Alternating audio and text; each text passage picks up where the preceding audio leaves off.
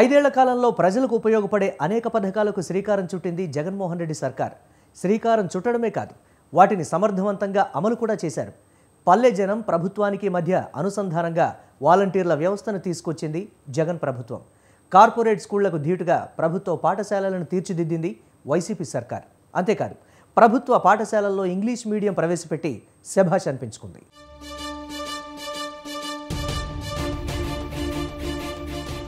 రాజకీయాల్లో ఉన్నవారికి ప్రజల్లో నమ్మకం చాలా ముఖ్యం. ఒకసారి ప్రజల్లో నమ్మకం కోల్పోతే ఆ తర్వాత ఏం చెప్పినా జనం ఎవరూ విశ్వసించరు. 2019 అసెంబ్లీ ఎన్నికలకు ముందు ఎన్నికల ప్రచారంలో ఆంధ్రప్రదేశ్ అంతటా విస్తృతంగా పర్యటించారు వైఎస్ జగన్మోహన్ రెడ్డి. ఈ సందర్భంగా పేద, దిగువ, మధ్యతరగతి వర్గాలు పడుతున్న కష్టాలు స్వయంగా చూశారు. తమ ప్రభుత్వం వస్తే ప్రజల కష్టాలకు ఎండ్ కార్డ్ వేయాలనుకున్నారు.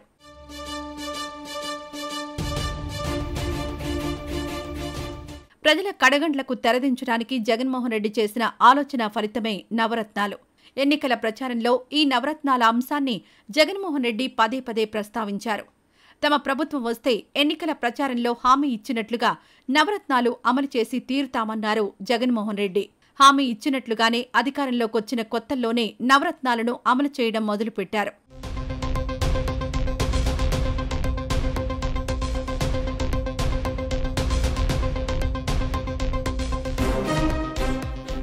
ఈ ఎన్నికల్లో జగన్ పార్టీకి ప్లస్ పాయింట్గా మారింది వాలంటీర్ల వ్యవస్థ. గతంలో ప్రభుత్వ పథకాలు అమలైతే అవి లబ్ధిదారులకు చేరడంలో విపరీతమైన జాప్యం జరిగేది. సంబంధిత పత్రాలు తీసుకుని ఎక్కడో దూరాన ఉన్న మండల కేంద్రానికి వెళ్లేవారు లబ్ధిదారులు.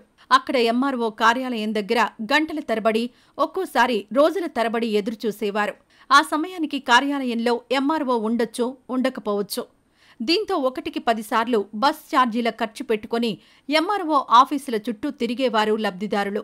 ఇటువంటి పరిస్థితుల్లో గ్రామీణ ప్రాంతాల ప్రజల కష్టాలకు చెక్ పెట్టాలని ఆంధ్రప్రదేశ్ ముఖ్యమంత్రి వైఎస్ జగన్మోహన్ రెడ్డి నిర్ణయించుకున్నారు. ఆ ఆలోచనలో నుంచి పుట్టిందే విలేజ్ వాలంటీర్ సిస్టమ్.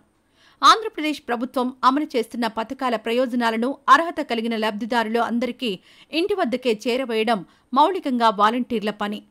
వాలంటీర్ వ్యవస్థ అందుబాటులోకి రావడంతో గ్రామీణ ప్రాంతాల్లో సంక్షేమ పథకాల ద్వారా లబ్ధి పొందే వారి కష్టాలు తీరాయి.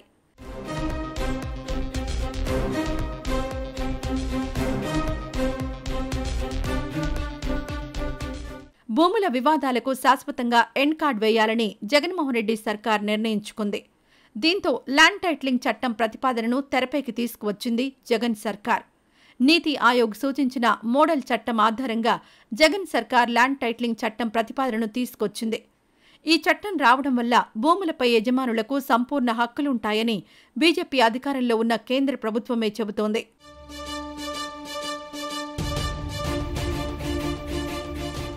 దేశంలోని మిగతా రాష్ట్రాలు కూడా రీసర్వేలు పూర్తి చేసి ఈ చట్టాన్ని అమల్లోకి తీసుకొస్తే అప్పుడు దేశవ్యాప్తంగా ఒకే టైటిల్ రిజిస్టర్ నిర్వహించడానికి వీలవుతుంది.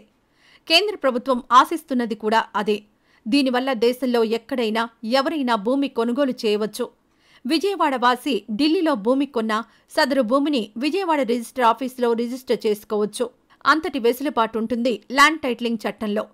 ఒకసారి ల్యాండ్ టైటిలింగ్ చట్టం అమల్లోకి రావడం అంటూ జరిగితే డబుల్ రిజిస్ట్రేషన్లు, తప్పుడు డాక్యుమెంట్లు సృష్టించడం వంటి వాటికి ఎండ్ కార్డ్ పడుతుంది. భూముల యజమానులకు ఇంతగా మేలు చేసే ల్యాండ్ టైటిలింగ్ చట్టం ప్రతిపాదనపై కూడా అవాస్తవాలు ప్రచారంలో పెట్టింది తెలుగుదేశం పార్టీ.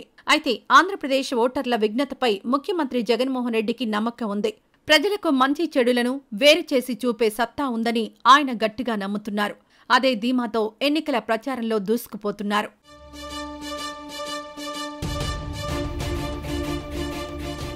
ఈ నెల 13న జరగనున్న ఆంధ్రప్రదేశ్ ఎన్నికలు చరిత్రలో కీలకం కానున్నాయి. రాష్ట్ర భవిష్యత్తును నిర్ణయించబోతున్నాయి. అయితే ఓటర్ల మనోగతం ఎవరికీ అంతుపట్టడం లేదు.